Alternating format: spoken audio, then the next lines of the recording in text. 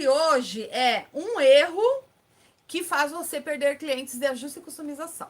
Meninas, então, esse tema, ele é um pouco polêmico, né? Porque, na verdade, a gente costureira, nós costureiras, achamos que a gente tem que pegar todo tipo de ajuste, todo tipo de customização, que a gente nunca pode falar não para o nosso cliente, porque a partir do momento que você está falando isso, não para o teu cliente, você é uma péssima profissional, você não sabe tudo, e isso não é verdade.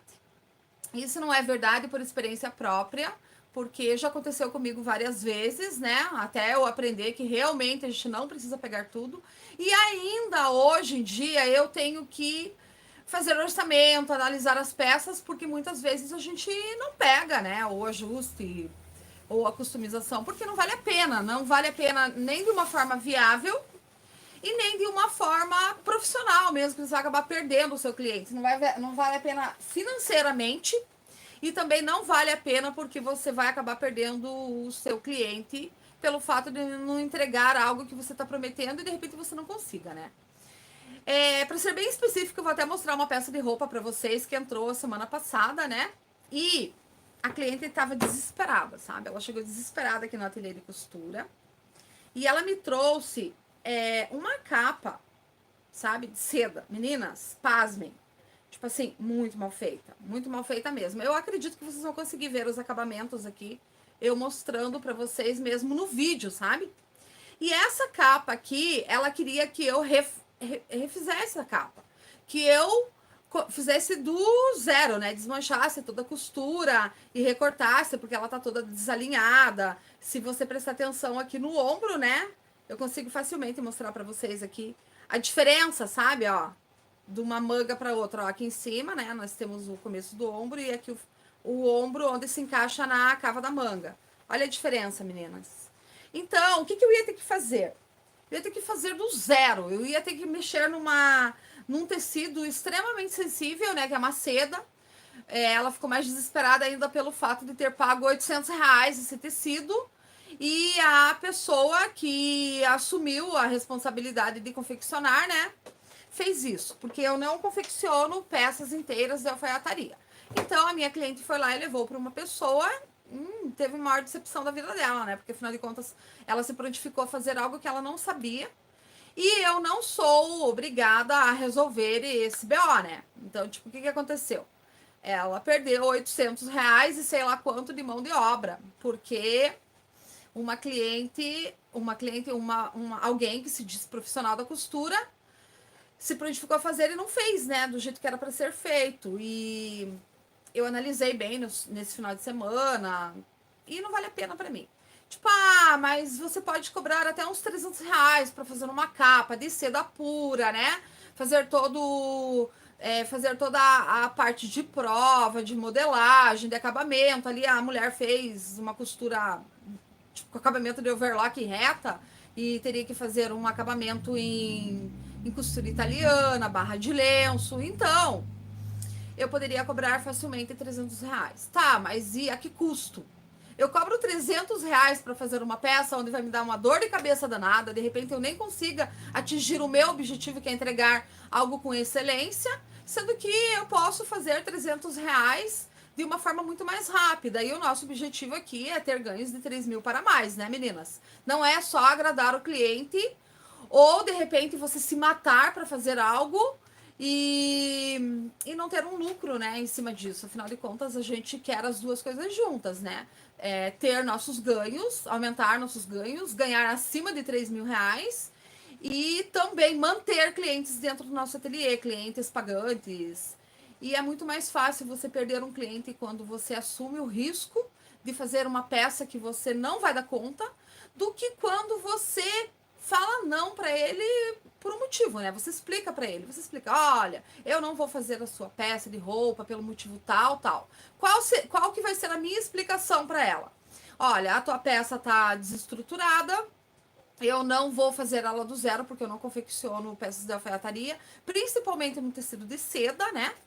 Ainda se fosse uma peça que imitasse uma alfaiataria, tipo um kimono, né? mas num tecido em malha, moletim, moletom, eu até me arriscaria ali, porque é bem dentro da minha praia. Mas, meninas, a gente não é obrigada a saber tudo. A gente não é obrigada a ser expert em tudo. Eu estou falando aqui para o nicho de ajuste e customização. E é nisso que eu sou expert. Eu até faço, trabalho com malhas, tudo, mas aqui a gente está falando disso. E é disso que o meu cliente sabe que eu entendo. Então ele vai vir me procurar por isso, sabe? Porque ele sabe que eu tenho excelência em ajuste e customização.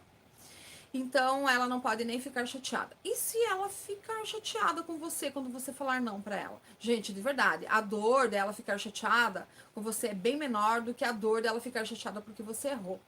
E já aconteceu comigo. Nossa, meninas, lá no comecinho, né, quando eu abri meu ateliê de costura, eu passei por uma situação assim extremamente desconfortável. Chegou uma cliente aqui no meu ateliê de costura e ela já era, né? Então, de um tempo já de cliente, já fazia alguns meses que ela vinha, e aí foi uma das primeiras clientes, e eu sempre querendo agradar, manter ela no meu ateliê de costura, fazer de tudo para que essa pessoa me visse como uma excelente profissional, né? Insistiu para eu fazer 2 peças para ela de alfaiataria. Tipo, 2 calças pijamas, né? Mas era num tecido de alfaiataria, era um tricoline, e era um tecido que eu não estava acostumada a fazer modelagem. Ela falou: não, é só você copiar o modelo de uma calça de pijama, porque eu quero uma calça de tricoline, mas eu quero um modelo de calça de pijama. Fui lá eu, achando que eu poderia replicar aquele mesmo molde sem nenhum tipo de mudança, né? Por falta de experiência mesmo. E fiz. Meninas, eu fiz as duas. Eu não tive nem o discernimento de vou fazer uma primeiro, vou dar para ela provar. Não deixei margem, né? Porque é muito diferente você cortar uma peça de alfaiataria para montar e você cortar uma peça de alfaiataria e uma peça de moletom, ou moletim ou malha para você montar, né? Porque você tem que deixar uma margem. Quem costura aqui sabe do que eu estou falando. Fui lá, cortei essas peças e montei essas peças e chamei a cliente para provar. Meninas, não serviu? Por que não serviu? Porque eu não deixei margem, porque eu fiz do jeito que eu sabia, sabe? E o que aconteceu? O que aconteceu é que eu perdi a cliente, né? Porque ela chegou aqui e eu falei para ela: não, mas é que eu fiz porque você insistiu muito e você queria levar essa calça para viagem. E por que você, e então, por que você me pediu para mim fazer mesmo você sabendo que eu não tinha experiência? Tipo, meio que eu quis colocar a culpa na cliente, né? E a cliente nunca mais apareceu aqui porque ela ficou com raiva, ela ficou chateada e ela falou: não, mas se você não soubesse realmente fazer, você não deveria ter aceito. Então, tipo, o que aconteceu com isso? Não agregou de forma nenhuma. Eu perdi, eu não recebi pelo meu ajuste. Ainda que ela não me pediu o dinheiro do tecido, né? Que o tecido era dela. Mas eu fiquei super chateada e, gente, isso fazem 16 anos e eu me lembro até hoje. Então foi uma experiência péssima, sabe? Então eu não desejo que nenhuma de vocês passem por isso. Eu imagino que a costureira que fez essa capa deve ter passado por isso, sabe? Porque ficou muito longe do que a cliente pediu. Tem até um croquis aqui, um desenho do que a cliente pediu. Deixa eu até mostrar para vocês aqui, sabe? Eu acho que ficou comigo. Deixa eu ver, ficou. Muito interessante. Daquilo que eu mostrei para vocês, do que era a proposta para ser feito. Olha, meninas.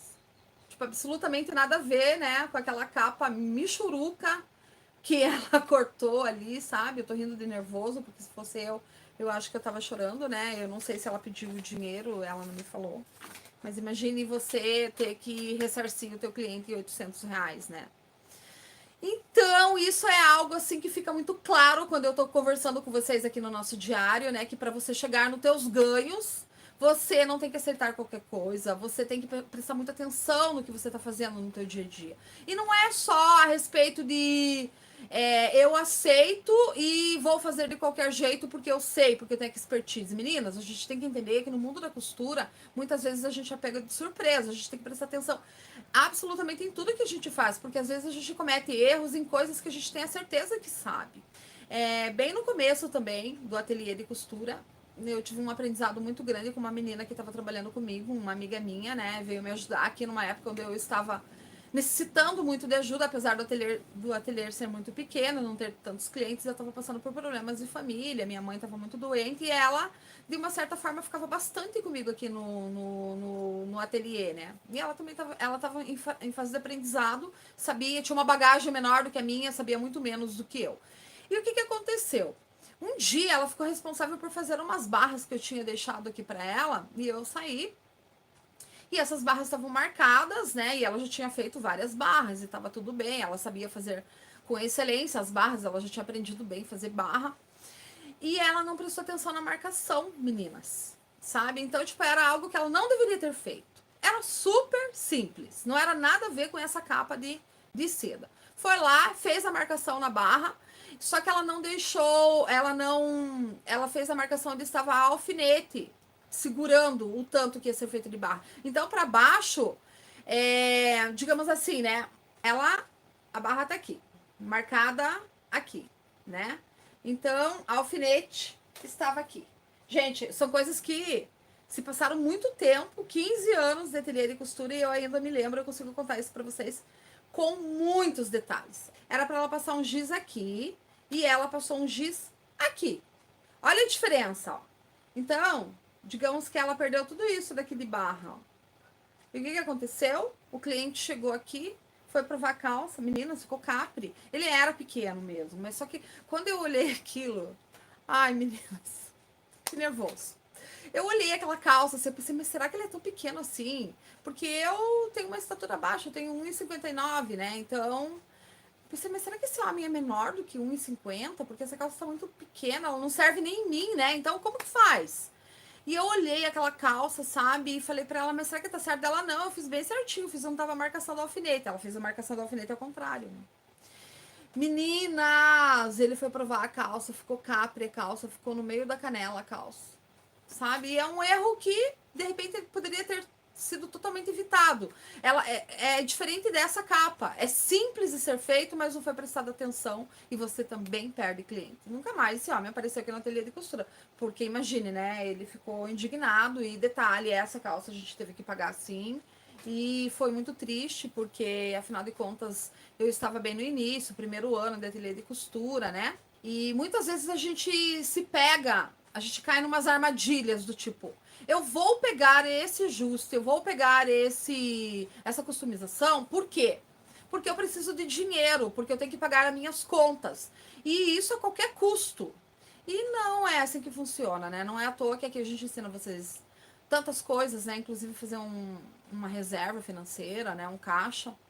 Porque nós que temos esse ofício da costura e trabalhamos com a customização, nós conseguimos fazer dinheiro todos os dias, né? Só trabalhar de uma forma correta, né?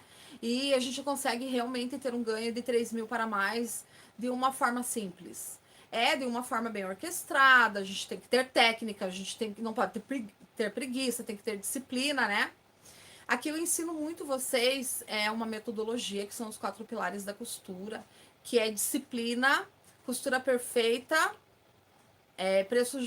posicionamento e preço justo. Então, esses 4 pilares da costura, ele vai ajudar muito vocês enquanto vocês estiverem aqui nessa comunidade de princesonas, né, assistindo, e a gente vai conseguindo colocar tudo isso que eu estou falando aqui hoje, de uma forma muito mais simplificada, para você não pular nenhuma etapa, para você conseguir fazer isso de uma forma muito profissional, fazendo com que o seu cliente te pague mais por esse serviço, né? E assim fica muito mais tranquilo para você conseguir ganhar o seu dinheiro, né? Não sei se você gosta de fazer o seu caixa diariamente ou semanalmente, mas você vai ver que os seus ganhos vão começar a aumentar de uma forma muito significativa. E, Lucimara, mas você não quis pegar uma capa que você poderia cobrar R$ 300 facilmente para arrumar, né? Até pelo desespero do cliente, né? Que sabe que você tem uma boa costura, que você faz uma ótima customização. Você não tá jogando dinheiro fora? Não, meninas, eu não tô jogando dinheiro fora de forma alguma, porque eu tenho outros serviços que também me dão esse benefício de cobrar, né? E de fazer o faturamento e de ter ganhos acima de R$ 300 fazendo uma coisa que eu me sinta confortável, fazendo um serviço que eu entendo. Aqui tem uma sacola mesmo de uma cliente que eu consegui fazer num dia. Deixa eu mostrar pra vocês.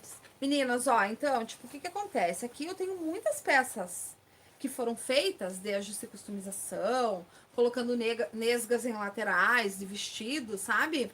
E fazendo aumento em vestido e nesgas em saias. E quanto que ficou esse orçamento? Esse orçamento ficou na mesma sacola, né? É uma mãe e uma filha, então, tipo assim, é um orçamento no mesmo papel. Olha, o da mãe ficou R$ 230, que foi uma jaqueta, zíper e baixa ribana. Eu não sei se vocês conseguem ver aqui, ó. R$ 230. E o da filha ficou 235. Então, tipo assim, R$ 465. Em um dia eu consegui fazer nessa sacola de ajuste, por conta de fazer um ajuste bem feito, né? Da cliente confiar em mim. E ela traz algumas coisas bem difíceis. São difíceis, mas são possíveis. Aqui foram feitos nesgas que você não consegue nem identificar, né? Porque, afinal de contas, eu tirei do cos, né? E consegui colocar esses tecidos como nesgas. Então, vocês não precisam ficar com medo de falar não, porque vocês não vão ganhar um determinado valor. Vocês vão ganhar um determinado valor, sim. Vocês vão conseguir ter ganhos de 3.000 para mais, fazendo a coisa certa. Tendo confiança, trabalhando com ajuste, com customização, que é um dos nichos da costura que mais se dá dinheiro, porque o nosso investimento não é tão alto, né? E eu espero que eu tenha agregado algo para vocês e eu quero encontrar vocês muitas vezes aqui nesse canal, nesse momento, né, nos episódios do Diário de uma Princesona, porque eu acredito que isso vai ser gigantesco e a participação de vocês é muito importante. Então, dão um joinha, comentem aí, compartilhem com alguma amiga que de repente vocês acham que podem gostar, que seja costureira e gosta de ajuste e customização, né? E queira viver disso. E queira também ganhar muito dinheiro, né? Com ajuste e customização. Porque, viver disso, o que é viver disso? De repente você acha que ganhar R$ 1.000 é suficiente? Não, a gente tem um mercado gigantesco aí pela frente que a gente pode explorar esse mercado e conseguir realmente ser uma excelente profissional na área de ajuste e customização. Então, meninas, um ótimo dia para vocês, uma ótima semana para vocês. E eu espero encontrar vocês aqui amanhã novamente. Beijos, princesonas!